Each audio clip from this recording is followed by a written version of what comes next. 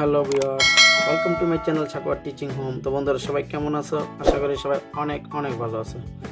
আজকে আমি transformation of সেন্টেন্সের একটা গুরুত্বপূর্ণ আইটেম নিয়ে আলোচনা করব, সিম্পল কমপ্লেক্স কম্পাউন্ড। এর আগের ভিডিওতে কিভাবে সিম্পল থেকে কমপ্লেক্স করতে হয় এবং কমপ্লেক্স থেকে কীভাবে কম্পাউন্ড করতে হয় সেই রুলগুলো নিয়ে আমি ডিসকাস করেছিলাম। আর এই ভিডিওতে ওই রুলের সাহায্যে আমি 18টি সেন্টেন্স প্র্যাকটিস করে দেখাবো। যদি তোমরা শুরু থেকে শেষ পর্যন্ত ভিডিওটি দেখো তাহলে অবশ্যই তোমাদের অনেক অনেক ভালো লাগবে এবং তোমরা অনেক উপকৃত হবে। Let's start practice. Example 1, we read books to gain knowledge. আমরা বই পড়ি জ্ঞান অর্জন করতে। আমরা জানি 2+ ভার্বযুক্ত সিম্পল সেন্টেন্সকে কমপ্লেক্স করার সময় 2+ ভার্বযুক্ত সিম্পল সেন্টেন্সকে কমপ্লেক্স করার সময় টু এর জায়গায় সো দ্যাট, তারপর পুনরায় সাবজেক্ট, তারপর ক্যান অথবা কোড, মে অথবা মাইট ভার্বের প্রেজেন্ট ফর্ম। যেহেতু এখানে রিড ভার্বের 1 বোঝাচ্ছে এই জন্য আমরা এখানে ক্যান ব্যবহার করব। তাহলে উই রিড বুকস টু এর জায়গায় সো দ্যাট, পুনরায় সাবজেক্ট, তারপরে ক্যান ভার্বের 1 বাকি অংশ। তাহলে উত্তরটা দাঁড়ালো we read books so that we can gain knowledge। আমরা বই পড়ি যাতে আমরা জ্ঞান অর্জন করতে পারি। আর যদি এটা উপরে কম্পাউন্ড করতে বলে তাহলে প্রথম থেকে সবই ঠিক থাকবে, উই রিড বুকস আর সো দ্যাট আর উই ক্যান এই চারটা উঠে যাবে। এই চারটা ওয়ার্ড আমরা উঠে দেবো, এখানে আমরা অ্যান্ড ব্যবহার করব। যেমন দেখো, we read books and gain knowledge, অর্থাৎ সো দ্যাট আর উই ক্যান উঠে যাবে, তারপরে এই চারটার পরিবর্তে আমরা অ্যান্ড বসাবো। তাহলে we read books and gain knowledge, আমরা বই পড়ি এবং জ্ঞান অর্জন করি। সিমিলারলি 2 নম্বর উদাহরণটা দেখো। 2 নম্বর উদাহরণটা, উই ইট টু লিভ, আমরা বাঁচার জন্য খাই। আমরা জানি 2+ ভার্বযুক্ত সিম্পল সেন্টেন্সকে কমপ্লেক্স করার সময় টু এর জায়গায় সো দ্যাট, তারপর পুনরায় সাবজেক্ট, তারপর ক্যান অথবা কোড, মে অথবা মাইট ভার্বের প্রেজেন্ট ফর্ম। এখানে ইট হলো ভার্বের 1, এই জন্য আমরা এখানে মে ব্যবহার করবো অথবা ক্যান ব্যবহার করবো, তারপর বাকি অংশ। তাহলে we eat so that we may live, আমরা খাই যাতে আমরা বেঁচে থাকতে পারি। কম্পাউন্ড করার সময় so that we may live এই চারটার পরিবর্তে আমরা অ্যান্ড বসাবো। তাহলে উই ইট অ্যান্ড লিভ, আমরা খাই এবং বেঁচে থাকি। এবার আসো 3 নম্বর এক্সাম্পলটা। John open the door to look outside. বলছে যে জন দরজাটা খুললো বাহিরে তাকানোর জন্য, বাহিরটাকে দেখার জন্য, অর্থাৎ উদ্দেশ্যমূলক সেন্টেন্স। 2+ ভার্ব, আমরা জানি 2+ ভার্বযুক্ত সিম্পল সেন্টেন্সকে কমপ্লেক্স করার সময় টু এর জায়গায় সো দ্যাট। তাহলে জন ওপেন দ্য ডোর, টু এর জায়গায় সো দ্যাট, পুনরায় সাবজেক্ট জন, ছেলে হলে বসে হি, অর্থাৎ সাবজেক্টের প্রোনাউন বসে, ছেলে হলে হি, মেয়ে হলে সি। যেহেতু জন ছেলে এই জন্য আমরা হি বসাবো। তারপর ওপেন, এখানে ভার্বের 2, এই জন্য আমরা কোড ব্যবহার করলাম, সো দ্যাট হি কোড বাকি অংশ লুক আউটসাইড। কম্পাউন্ড করার সময় আগের মধ্যেই সো দ্যাট হি কোড উঠে যাবে, এখানে শুধু এন বসে। যেমন John open the door and look outside. এবার আসছে উদাহরণ 4। উদাহরণ 4 দেখো। In spite of his working hard, তার কঠোর পরিশ্রম করা সত্ত্বেও he cannot shine in life, সে জীবনোন্নতি করতে পারে না। আমরা জানি ইন স্পাইট অফ একটা সিম্পল সেন্টেন্স, কমপ্লেক্স করার সময় ইন স্পাইট অফের পরিবর্তে প্রথমে বসে দল দো, তারপর পসেসিভের সাবজেক্ট, এখানে হিজ আছে বসালাম হি, তারপরে দেখতে হবে দ্বিতীয় সেন্টেন্সটা কোন ভার্বে আছে, ভার্বের 1 নাকি 2 এ। যেহেতু ক্যান, এখানে ভার্বের 1, এই জন্য আমরা এখানে ওয়ার্ক ভার্বের 1 লিখবো, ওয়ার্কস। যেহেতু হি 3rd পারসন, এই জন্য এর যোগ করলাম। তাহলে দ হি ওয়ার্কস হার্ড, যদি সে কঠোর পরিশ্রম করে, he can not shine in life, সে জীবনোন্নতি করতে পারে না। অর্থাৎ দ্বিতীয় সেন্টেন্সে কোনো পরিবর্তন হবে না। আর কম্পাউন্ড করার সময় দল উঠে যাবে, মাঝখানে কমা জায়গায় বাট হবে। যেমন দল উঠে যাবে, দ উঠে যাবে, হি ওয়ার্কস হার্ড, কমার জায়গায় বাট বাকি অংশ, হি can not shine in life. এবার আসো example 5। In spite of his poverty, তার দারিদ্রতা সত্ত্বেও হি ইজ অনেস্ট, সে সৎ। এখানে দেখো ইন স্পাইট অফের পরে হিজ, পসেসিভের পরে আমরা জানি নাউন বসে, পসেসিভের পরে যদি আমি ইচ্ছা করলে বিং বসানো যায়, আর বিং এর পরে অ্যাডজেক্টিভ বসাতে হবে। অর্থাৎ সেন্টেন্সটা এরকম হইতে পারে, in spite of his being poor, কিন্তু মাঝে মাঝে সরাসরি নাউনও বসতে পারে, যেমন পসেসিভের পরে সরাসরি নাউন বসে প্রপার্টি। তাহলে কমপ্লেক্স করার সময় যথারীতি আগের নিয়মই ইনস্পাইডার বইতে প্রথমে দ বসাবো, তারপর হিজের সাবজেক্ট কি হি, আমাদের সাবজেক্ট পরে একটা ভার্ব বসাইতে হয়, তাহলে হি এর সাথে আমরা ইজ বসাম, ইজ হি এর সাথে ইজ বসে, তাহলে the he is, R property হলো নাউন, এটার অ্যাডজেক্টিভ হলো poor, the he is poor, he is honest, যদি সে গরিব সে সৎ। আর কম্পাউন্ড করার সময় দল তো উঠে যাবে, কমার জায়গায় বাট বসে, যেমন হি ইজ পুয়ার বাট অনেস্ট, যেহেতু সাবজেক্ট একই ব্যক্তি দ্বিতীয় কম্পাউন্ড সেন্টেন্সে দ্বিতীয় সেন্টেন্সে সাবজেক্ট না ব্যবহার করলেও হয়, তাহলে the he is poor he is honest, সেটা কম্পাউন্ড হবে he is poor but honest, সে গরিব কিন্তু সৎ। তারপরে হচ্ছে 6 নম্বর example, by observing the rules of health, স্বাস্থ্যের নিয়মকানুন অনুসরণ করে you can free from disease, তুমি রোগ মুক্ত থাকতে পারো, রোগ মুক্ত হতে পারো। বলছে কমপ্লেক্স করো, আমরা জানি বাই থাকলে সিম্পল, কমপ্লেক্স করার সময় বাইরের পরিবর্তে ইউ বসে, তারপর দ্বিতীয় সেন্টেন্স সাবজেক্ট ইফ ইউ, তারপর আইএনজি বাদ যাবে অথবা ভার্বের প্রেজেন্ট ফর্ম হবে, তাহলে if you observe the rules of health you can free from disease, অর্থাৎ বাই থাকলে ইফ দিয়ে কমপ্লেক্স সেন্টেন্স করতে হবে। আর কম্পাউন্ড করার সময় প্রথমেই ইফ আর সাবজেক্ট বাদ, অর্থাৎ ইফ আর সাবজেক্ট এখানে ব্যবহার করা যাবে না, শুরুতেই ভার্বের প্রেজেন্ট ফর্ম, তাহলে observe the rules of health and you can free from disease, এখানে দ্বিতীয় সেন্টেন্সের সাবজেক্ট যদি সেকেন্ড পারসন থাকে তাহলে প্রথম সেন্টেন্সে শুরু ভার্ব থেকে শুরু হবে, অর্থাৎ সাবজেক্ট এবং ইফ হবে না। আর যদি ইউ ছাড়া অন্য কোনো সাবজেক্ট হয় তাহলে সাবজেক্ট বসবে। তাহলে আমি আবার বলছি, দেখো যেহেতু এখানে দ্বিতীয় সেন্টেন্সটা ইউ আছে অর্থাৎ সেকেন্ড পারসন, এর জন্য ইফ এবং ইউ বাদ যাবে, শুরুতেই ভার্বের present form, observe the rules of health, কমার জায়গায় and you can free from disease. এবার আসছে রুল এক্সাম্পল 7, দেখো বাই স্টাডিং সিরিয়াসলি, বেশি বেশি পড়াশোনা করে you can get a good job, তুমি একটা ভালো চাকরি পেতে পারো। কমপ্লেক্স করতে বলছে, আমরা জানি বাই থাকলে কমপ্লেক্স করার সময় বাইরে পেতে কি বসে ইফ, তারপর দ্বিতীয় সেন্টেন্স সাবজেক্ট নিয়ে আসবো ইফ ইউ, তারপর আইএনজি বাদ যাবে, ইফ ইউ স্টাডি সিরিয়াসলি, যদি তুমি গুরুত্ব সহকারে পড়ো you can get a good job, তুমি একটা ভালো চাকরি পেতে পারো।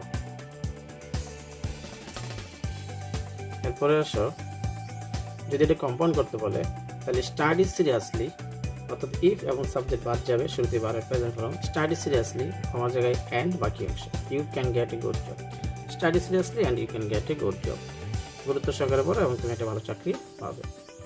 এবার আসো example 8, without working hard you can not earn money, কঠোর পরিশ্রম ছাড়া তুমি টাকা উপার্জন করতে পারবে না।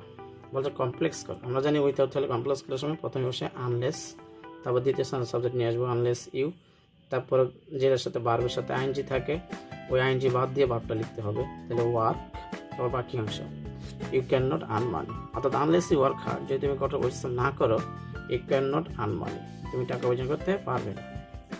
কম্পাউন্ড করার সময় প্রথমে শুরুতে মূল ভার্বের প্রেজেন্ট ফর্ম, অর্থাৎ আনলেস এবং সাবজেক্ট উঠে যাবে, ভার্ব দিয়ে সেন্টেন্সটা শুরু হবে, যেমন work hard or you can not earn money, কঠোর পরিশ্রম করো অথবা তুমি টাকা উপার্জন করতে পারবে না।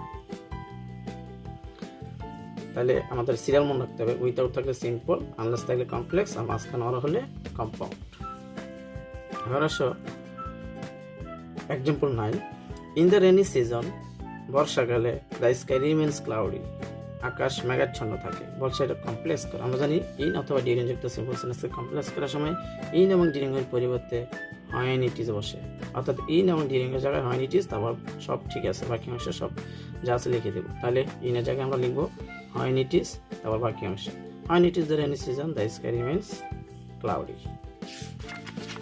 এবার আসো এক্সাম্পল 10, আর কম্পাউন্ড করার সময় হোয়েন শুধু বাদ যাবে, মাঝখানে এন্ড বসে, যেমন it is the rainy season and the sky remains cloudy, আকাশ মেঘাচ্ছন্ন,